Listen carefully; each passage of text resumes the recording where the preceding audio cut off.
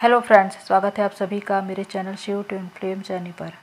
My loving twin souls, आप सबों को बहुत बहुत प्यार एवं आभार। जितने भी नए सोल मेरे इस चैनल पर आए हुए हैं, मैं सभी का स्वागत करती हूँ। डीएम अपने डीएफ की वैल्यू कब समझ पाते हैं? प्रियो, इस जर्नी में अधिकांश डीएफ का यही क्वेश्चन होता है कि हमारे डीएम हमारी वैल्यू कब समझेंगे। तो आज का ये वीडियो मैं इसीलिए बना रही हूँ ताकि आपको आपके प्रश्नों का उत्तर मिल सके। ये वीडियो बहुत इंपॉर्टेंट होने वाला है, इसलिए इसे पूरा देखिए। फर्स्ट पॉइंट है मूव ऑन करना।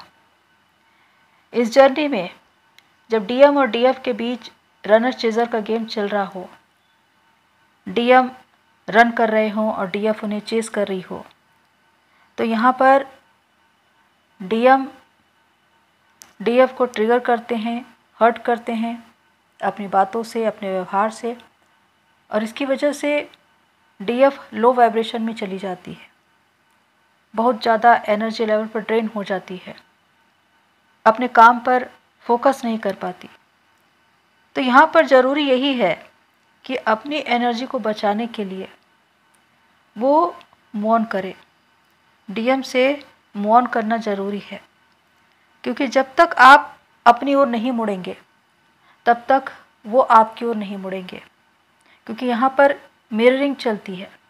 जब तक आप डीएम के पीछे भाग रहे हैं, डीएम किसी और के पीछे भाग रहे हैं। जब आप अपनी ओर मुड़ते हैं तो डीएम आपकी ओर मुड़ते हैं। तो इसीलिए ज़रूरी है आपका मूव ऑन करना।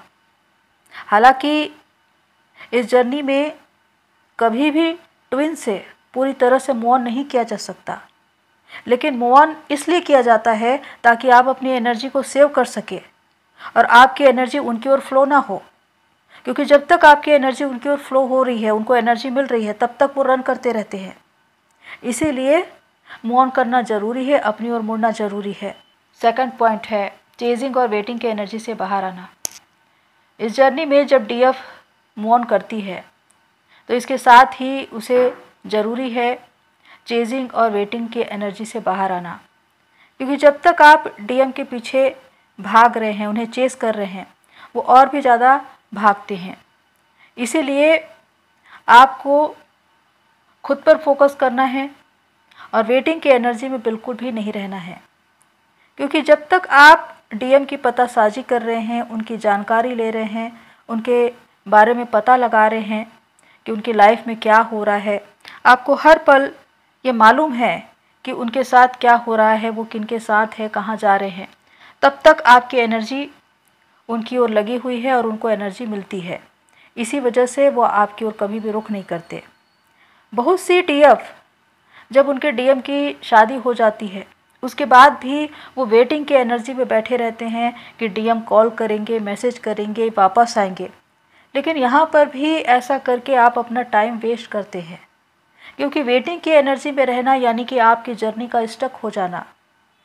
आपकी जर्नी आगे बढ़ ही नहीं रही है। तो ऐसे में ज़रूरी है कि आपको चेजिंग और वेटिंग से बाहर आना है और अपनी ओर ध्यान देना है, खुद पर फोकस होना है। अगर आप ऐसा करते हैं तो ही आप अपनी एनर्जी को बचा पाएंगे, वरना ये दौड़ कभी भी खत्म नहीं होती। कितने ही लोगों की कितनी उम्र गुजर जाती है, वो चेजिंग और वेटिंग में ही बैठे रहते हैं और डीएम लगातार रन करते रहते हैं। इसलिए बुद्धिमानी यही है कि डीएम जहाँ जाता है उन्हें जाने दो, उन्हें उनके हाल पर छोड़ दो। आप अपनी जर्नी के बारे में सोचो, क्योंकि आपको अपनी जर्नी पहले पूरी करनी है। इसलिए चेजिंग और वेटिंग के एनर्जी से बाहर आकर खुद पर काम करें, खुद पर ध्यान दें। थर्ड पॉइंट है एनर्जी सेव करना। जब भी कोई साधक साधना या तपस्या करता है तो सबसे पहले वह अपनी एनर्जी सेव करता है। ध्यान, साधना, मेडिटेशन, प्रेयर के द्वारा जो भी कार्य आप करते हैं उसके द्वारा आप एनर्जी गेन करते हैं। और जब आपकी एनर्जी सेव होने लगती है तो आप चेतना के स्तर पर आगे बढ़ने लगते हैं और आपकी जर्नी और जल्द से जल्द पूरी होने लगती है। तो यहाँ पर एनर्जी को लीक होने से बचाना है, अपनी एनर्जी को सेव करना है। इसका मतलब कि जो भी स्पिरिचुअल प्रैक्टिस आप कर रहे हैं उसमें पूरी तरह से आपको ध्यान लगाना है, डिवाइन को सरेंडर होना है और डिवाइन की व्यवस्था के अनुसार चलना है। इससे आपकी एनर्जी सेव होने लगेगी और आपकी एनर्जी डीएम की ओर नहीं जाएगी, जिसकी वजह से उनकी भी अवेकनिंग शुरू हो पाएगी। 4th पॉइंट है, हीलिंग नहीं देनी है। जब भी आप साधना करते हैं तो कुछ समय के बाद आपका इनर डीएम डीएफ बैलेंस होना शुरू होता है और तब आपके डीएम 3D में एक बार फिर से आपके पास आते हैं। उनका आना ऑन ऑफ सिचुएशन में भी हो सकता है। वो एनर्जी लेने के लिए भी आ सकते हैं, वो हीलिंग लेने के लिए भी आ सकते हैं। ऐसे में उनके इरादे को भांपना है और अपनी एनर्जी को लीक होने से बचाना है। किसी भी तरह से उनको हीलिंग नहीं देनी है, उनको एनर्जी नहीं देनी है। फिजिकली, मेंटली, फाइनेंशियली, इमोशनली किसी भी तरह से उनको एनर्जी नहीं देनी है, न तो 3D में और न ही 5D में। 5D में इसलिए क्योंकि जब आप उनके बारे में सोचते हैं, बहुत ज़्यादा उनको याद करते हैं, उनकी उन तमाम चीज़ों को देख देख कर, फ़ोटो, डीपी, स्टेटस, तो ऐसे में आपकी एनर्जी 5D में उनकी ओर फ्लो होने लगती है। आप सोल लेवल पर उनका पीछा करने लगते हैं। तो ये भी एक प्रकार से चेजिंग ही है। तो यहाँ पर भी आपको मना किया जाता है कि आपको 5D में भी उनको एनर्जी नहीं देनी है। तो इस प्रकार आपको 3D और 5D दोनों में किसी भी प्रकार से उनको एनर्जी नहीं देनी है, हीलिंग नहीं देनी है। अगर वो मिलने आते हैं तो बैलेंस रहकर बात करें और बहुत कम शब्दों में बात करें। फ़ोन में भी आपको बहुत देर तक बात नहीं करनी है, क्योंकि बात करने से भी आवाज़ के द्वारा आपकी एनर्जी उनको जाती है। तो ये वो सब तरीके हैं जिसके द्वारा आप अपनी एनर्जी को सेव कर सकते हैं, उसे लीक होने से बचा सकते हैं। तो इसीलिए इस तरह से काम करके ही आप अपनी एनर्जी को बचा पाएंगे। तो किसी भी तरह से उनको हीलिंग और एनर्जी नहीं देनी है। 5th पॉइंट है, डिज़ायर से ऊपर उठना। ये जर्नी डिज़ायर से ऊपर उठने की जर्नी है। रूट चक्र से सहस्त्रार चक्र तक की यात्रा, जिसमें आप शारीरिकता से आत्मिकता के भाव में आते हैं। बहुत से डीएफ का ये कहना होता है कि हमारे डीएम जब भी आते हैं फिजिकल नीड में आते हैं, वो कब सुधरेंगे। यहाँ पर बात उनकी नहीं चल रही है, वो वही चीज़ें दिखा रहे हैं जो आपके भीतर है, क्योंकि वो तो आपका आईना है। वो आपको मैसेज दे रहे हैं कि आप उन इश्यूज़ को क्लियर करें। तो वो डिज़ायर उनकी नहीं, आपकी है। जब आप अपने ऊपर काम करेंगे, उसे हील करेंगे, उसे क्लियर करेंगे, तो उनमें ये इसका प्रभाव दिखाई देगा और वो स्वयं अपनी चेतना के स्तर पर आगे बढ़ जाएंगे। तो यहाँ पर आपको खुद पर काम करना है। अगर आपके अंदर 1% भी डिज़ायर है, आप इनर वर्क तो कर रहे हैं, डिवाइन को सरेंडर भी कर चुके हैं, लेकिन कहीं ना कहीं आपके मन में ये बात आती है कि मेरे डीएम ने मुझे कॉल नहीं किया, मैसेज नहीं किया, इतने दिन हो गए उसकी कोई खोज खबर नहीं मिली, वो कहाँ गया।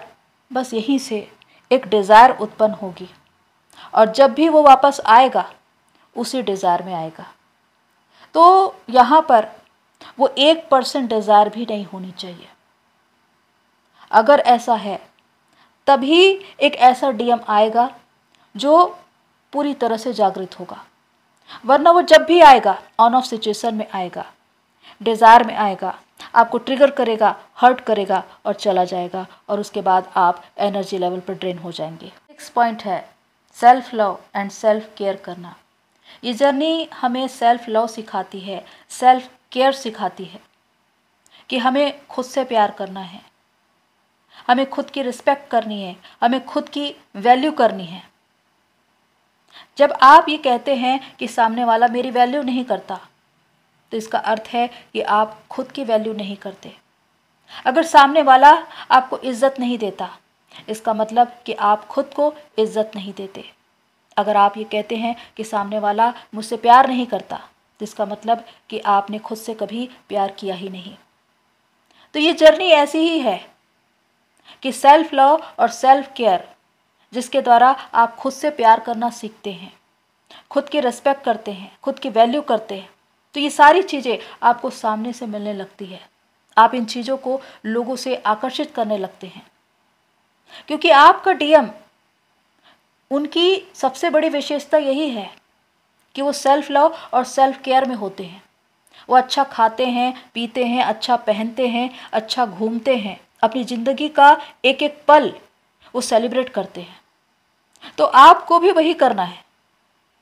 आपको किसी भी दुख या तकलीफ को पकड़े नहीं रहना है कि इसने मेरे साथ ऐसा किया, उसने मेरे साथ वैसा किया। अपनी ज़िंदगी का हर पल, हर क्षण आनंद से जियो, खुद के लिए जियो, खुद से प्यार करो, खुद की वैल्यू करो, तब सामने वाला आपकी वैल्यू करेगा।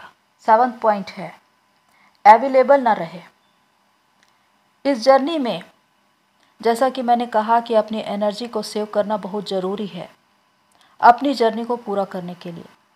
लेकिन होता यह है कि डीएम जो 3D में एक माइंड गेम खेलते हैं आपसे एनर्जी चुराने के लिए, और आपको पता भी नहीं चलता, क्योंकि जो डीएफ डिज़ायर में हैं उनको तो बिल्कुल भी पता नहीं चलता और वो इस ट्रैप में फंस जाते हैं।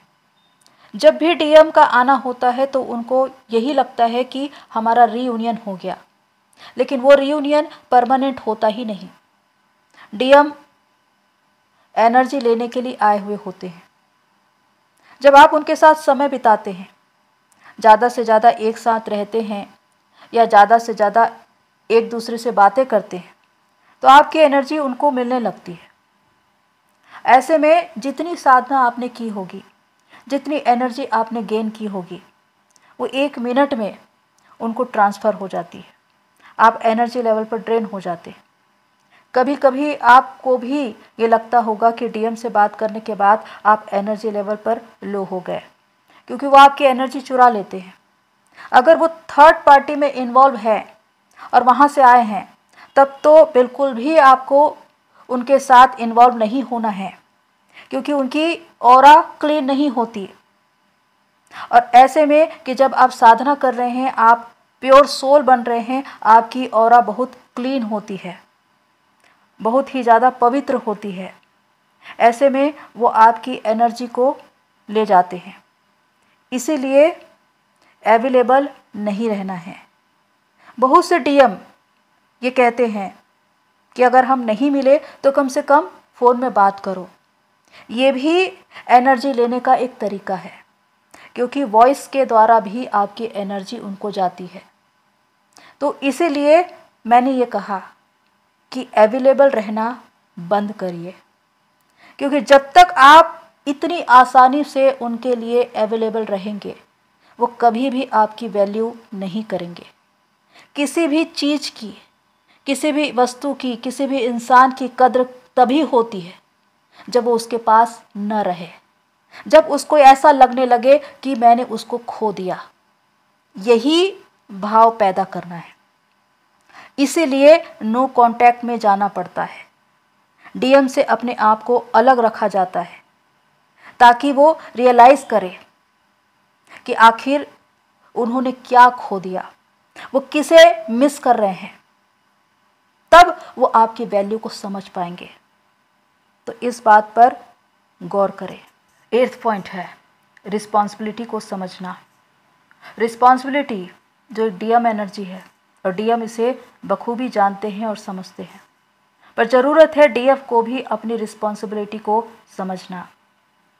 अपनी चेतना के स्तर पर आगे बढ़ते हुए अपने विचारों को इतना व्यापक करना कि आप खुद के लिए जितना सोचते हैं, विचार करते हैं, अब आप दूसरों के लिए सोचें, विचारें, जिसमें आपके घर के लोग शामिल हो सकते हैं, समाज, दुनिया, मदर अर्थ। जब आप इनके बारे में सोचेंगे तो आपके मन में प्रश्न उत्पन्न होंगे कि मेरा जीवन किसके लिए है, मैं इस जीवन में क्या करने के लिए आया हूँ। और जब आप ये प्रश्न करेंगे तब आपको उत्तर मिलेगा। आप अपनी रिस्पॉन्सिबिलिटी को समझते हुए जब एक छोटे पैमाने पर या छोटे स्तर पर ही काम करना शुरू करेंगे, तो एक प्रकार से मदर अर्थ को सर्व करेंगे। जो भी काम आप स्वेच्छा से, अपने दिल की खुशी से मदर अर्थ को समर्पित होते हुए करते हैं, वही आपका सोल पर्पस बनता है। तो इसके द्वारा आप अपनी जिम्मेदारी को पूरा करेंगे। जब आप अपनी इस जिम्मेदारी को समझ पा रहे हैं तो डीएम वहाँ पर आपके प्रति जो जिम्मेदारी है उसे समझ पाएंगे, वो भी अपनी इस रिस्पॉन्सिबिलिटी को समझेंगे। 9th पॉइंट है टाइम और एनर्जी का उचित प्रयोग। जब भी आप खुद पर काम करते हैं तो सबसे ज़्यादा ज़रूरी है कि आप अपनी एनर्जी और टाइम का प्रयोग कहाँ करते हैं। अगर आपकी कोई ऐसी प्रतिभा है, कला है, हुनर है जो बहुतों को जन्मजात भी मिली होती है, सिंगिंग, डांसिंग, राइटिंग, अगर इन चीज़ों में आप अपनी एनर्जी और टाइम लगाते हैं तो इसके द्वारा आप अपनी क्रिएटिविटी में आगे बढ़ते हैं। बहुत से लोगों को नई नई चीज़ों को सीखने में दिलचस्पी होती है, तो नई नई चीज़ों को सीखिए। जब आप इन चीज़ों में अपनी एनर्जी और अपने टाइम को लगाएंगे, इसमें पूरी तरह से समर्पित हो जाएंगे, तो यही आगे चलकर आपका सोल पर्पस बनेगा। इसके द्वारा आपका अपना एक कैरियर बनेगा। 3D में या स्पिरिचुअल लाइन में किसी भी स्तर पर आपकी अपनी एक पहचान होगी। यही है जो आपका एक सोल पर्पस बनेगा और आप अपने सोल पर्पस को पूरी तरह से प्राप्त कर पाएंगे, उस पर काम कर पाएंगे और यहीं पर आपको एक आत्म संतुष्टि प्राप्त होती है, क्योंकि आत्मा अपने उद्देश्य को ढूंढती है, अपने पर्पस को ढूंढती है। और जब आप उस क्षेत्र में पहुंच जाते हैं, वहाँ पर अपनी एक पहचान बना लेते हैं, तो आपकी आत्मा संतुष्ट हो जाती है। 10th पॉइंट है विजडम, नॉलेज एंड मैच्योरिटी। यही बातें हैं जो आपके डीएम को प्रभावित करती है और वो आपकी वैल्यू करते हैं। जब तक बुद्धि, ज्ञान, विवेक नहीं है, परिपक्वता नहीं है, आपके डीएम कभी भी आपसे प्रभावित नहीं होंगे। बचकाना हरकतें उनको पसंद नहीं। आपने देखा होगा कि प्रारंभ में जब रनर चेजर का गेम चलता था, आप उन्हें चेस करते थे, वो थर्ड पार्टी में भागते थे, आप दोनों का वाद विवाद होता था, झगड़ा होता था। उन्होंने कॉल नहीं किया, उन्होंने मैसेज नहीं किया, इसी बात पर विवाद होता था। यहाँ से आपकी वीकनेस नज़र आती है और जब भी आपकी वीकनेस नज़र आएगी, डीएम रन करेंगे। तो यहाँ पर आपको अपनी वीकनेस को स्ट्रेंथ बनाना है, अपनी कमजोरियों को दूर करना है और इसके लिए आपको विजडम को ढूंढना है, ज्ञान, बुद्धि, विवेक, डिवाइन को ढूंढना है, क्योंकि वही विजडम है, वही ज्ञान है, वही बुद्धि है, वही सब कुछ है। तो जब आप परिपक्वता दिखाएंगे तभी आपके डीएम आपकी ओर रुख करेंगे, तब वो आपकी वैल्यू करेंगे। 11th पॉइंट है अपने रियल फॉर्म में आना। इस जर्नी में आगे बढ़ते हुए आपको अपना एक गोल सेट करना पड़ेगा कि मुझे ये जर्नी पूरी करनी है, मुझे खुद को पाना है, मुझे किसी और के लिए इस जर्नी को पूरा नहीं करना है, मुझे खुद के लिए इस जर्नी को पूरा करना है, क्योंकि ये मेरी जर्नी है, ये मेरी यात्रा है। जब इस उद्देश्य के साथ आप आगे बढ़ेंगे और खुद पर काम करेंगे तो आप अपनी उन तमाम अशुद्धियों को दूर कर पाएंगे, अपने कर्मास क्लियर कर पाएंगे, चेतना के स्तर पर आगे बढ़ेंगे और डिवाइन से सोल मर्जी करेंगे और उस वक्त आप अपने उद्देश्य से जुड़ चुके होंगे और वहाँ पर आपका रियल फॉर्म प्रकट होगा। आप खुद को जान चुके होंगे, आप खुद से जुड़ चुके होंगे और जब आप खुद से जुड़ जाते हैं तो आप अपने ट्विन से जुड़ जाते हैं, क्योंकि इनर यूनियन सबसे ज़्यादा जरूरी है।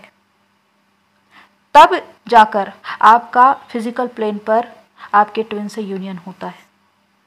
तो जब आपका इनर यूनियन हो जाता है आपके ही भीतर, इनर डीएम डीएफ बैलेंसिंग। तो आपके डीएम की भी अवेकनिंग पूरी तरह से कंप्लीट होने वाली होती है और वो आपकी ओर रुख कर रहे होते हैं। ऐसे समय में वो सच्चाई को जान चुके होते हैं, वो आपकी वैल्यू को पहचान चुके होते हैं, वो ये जान चुके होते हैं कि आप उनके अदर हाफ है, आपके साथ उनका एक सोल कनेक्शन है और ये कनेक्शन कभी ब्रेक नहीं हो सकता। तो इसी मना स्थिति के साथ वो वापस आते हैं और आपका एक हार्मोनियस रीयूनियन होता है।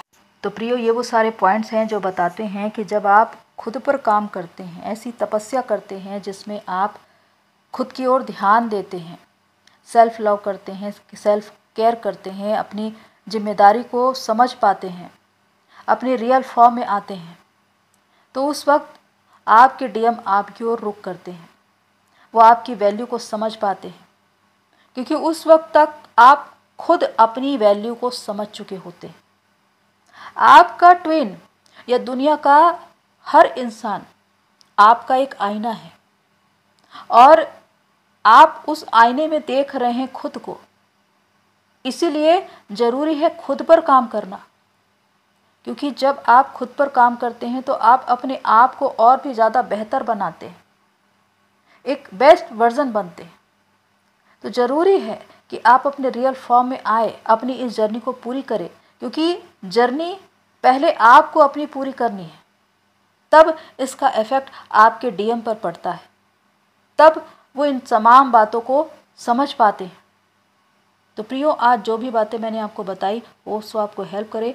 आज के लिए इतना ही, फिर मिलते हैं नेक्स्ट वीडियो में। तब तक के लिए take care and God bless you all. मेरी सोल फैमिली, आप सभी की जर्नी पूरी हुई।